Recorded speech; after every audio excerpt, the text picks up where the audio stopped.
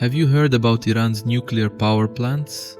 They appear in the news, are mentioned in international meetings, and are often used as justification for sanctions, threats, or strategic alliances.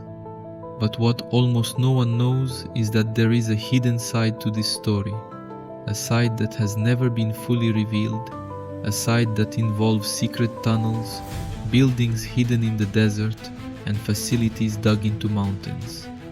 Protected from prying eyes and even the most advanced satellites on the planet, today you will immerse yourself in a behind-the-scenes journey of Iran's nuclear program. But, unlike what you've seen on TV or read in the newspapers, here we go further. Let's explore the details that were deliberately hidden and that, even today, decades later, continue to fuel suspicions, silent wars, and the fear that something is about to explode. And most importantly, at the end of this video you will get to know a revelation that was kept secret even by governments that knew of its existence but chose to remain silent. A detail that can change the way you see this whole story. But before we get to that point, we need to understand how it all started. In the 1950s, Iran was ruled by Shah Mohammad Reza Pahlavi, a modern westernized monarch close to the United States. At that time, the country received direct aid from the American government to develop its first nuclear reactor. Within the program known as Atoms for Peace, the idea was clear: turning Iran into an energy power with the ability to use nuclear technology for civilian purposes such as medicine and electricity generation. It looked promising. But this alliance did not last long. In 1979, the Islamic Revolution put an end to the reign of Tea. He established a new theocracy headed by Ayatollah Khomeini. With the revolution, contracts were cancelled, agreements torn up, and foreign scientists expelled. Iran's nuclear program, which until then was public and monitored by Western powers, has disappeared. Or rather, he went into the shadows. And it is precisely in this dark dive that the real secrets are hidden. Throughout this video, you will notice how the pieces were being moved discreetly, until in the end, everything makes sense. And what's going to be revealed there in the last act is just disturbing. For decades, the world believed that Iran had abandoned its nuclear plans. But behind the scenes, the country continued to buy parts, hire engineers in secret, and study ways to enrich uranium, the key element for producing both energy and an atomic bomb. It was only in 2002 that the veil began to fall. An Iranian dissident group known as MEC has revealed to the world two secret nuclear facilities that were being built in silence. One in Iraq and the other in a place that would become famous, Natanz. Until then, Natanz was just a small town in the interior of the country. But the images released by the MEC showed something disturbing: sheds in the desert, electric fences, underground tunnels, and a security area that only made sense in highly classified projects when the International Atomic Energy Agency was called in to investigate. He found thousands of centrifuges, machines used to enrich uranium. The problem? All this had never been declared. Worse, the facilities were buried 18 mm below ground, protected by reinforced concrete and anti-aircraft shields. It was not an ordinary project, it was a war bunker, and when asked about it, Iranian officials claimed that it was only a precaution to protect its civilian infrastructure from possible attacks. But who invests millions to protect something civilian in such extreme ways? And remember, if these layers of protection were not what worried international analysts the most, what drew the most attention was what had not yet been discovered, and this is precisely what we will talk about later. Investigations revealed that the complex was capable of enriching uranium to levels that exceeded that required for any ordinary reactor, and parts of the site were inaccessible to inspectors. That's right, the International Atomic Energy Agency had limited authorization.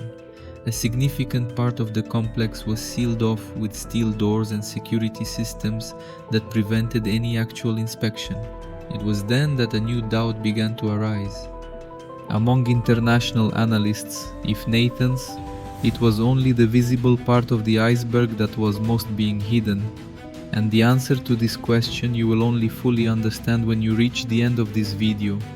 What comes next will change your perception of what is really going on behind Iran's nuclear scenes. That's where the name of another, even more mysterious facility, Parchin, comes in. Located in a military zone, Parchin has always been classified as a conventional Iranian army base, but over the years satellite images began to emerge that showed unusual buildings, unusual movements, and, strangest of all, areas that appeared and disappeared in a matter of days. Internal leaks from former officials and defectors pointed out that explosives tests were carried out in Parchin. High precision, not just any explosive, but the same ones used to fire nuclear warheads. The international agency tried to visit the site but was barred for years. When he finally got permission, he found a newly renovated base. Entire areas had been demolished, the soil had been removed and replaced, and all suspicious structures had disappeared, as if someone had cleaned everything a few days before the visit.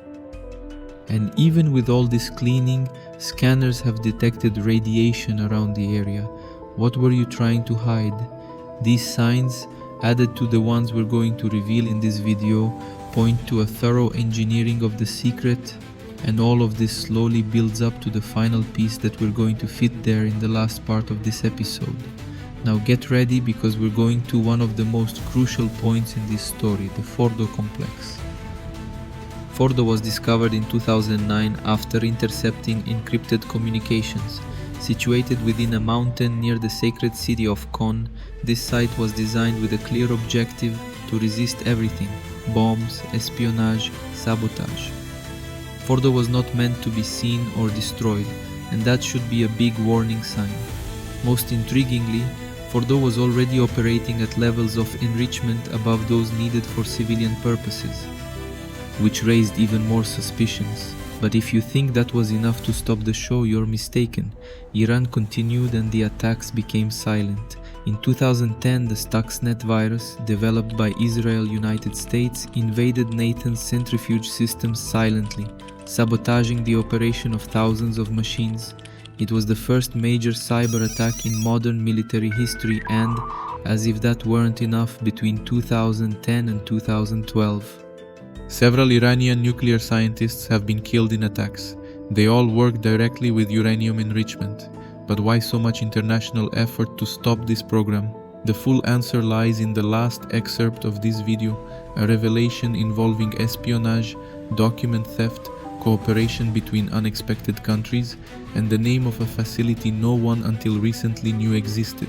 In 2018, Israeli Prime Minister Benjamin Netanyahu, he shocked the world by presenting live a secret operation that recovered more than 100,000 documents from Iran's nuclear program stored in a Tehran warehouse. These documents confirmed what many feared and revealed something even more serious: a secret facility camouflaged as a hidden farm. In the interior of the country, it already operated with uranium enriched above 80%. And worse, it was developing miniaturization tests of nuclear warheads for missiles. But now comes the hidden detail, which was hidden even from the major newspapers.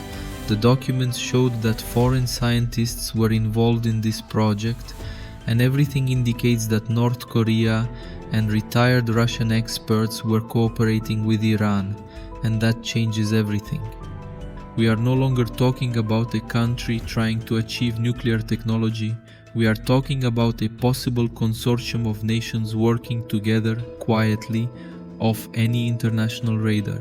That's the hidden detail you needed to know, and that is precisely why so many diplomatic agreements drag on unresolved, because the problem is much bigger than just a hidden reactor. It is a parallel system of power.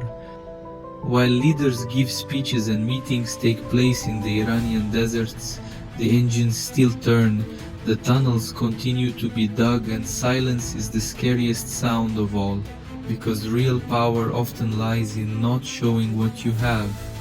And now you know what many don't want to be said. The story is not always told with all its parts, but here we do. That is the hidden detail, and our mission is to reveal what the story has tried to hide. If you've made it this far, sign up, because we still have a lot to discover.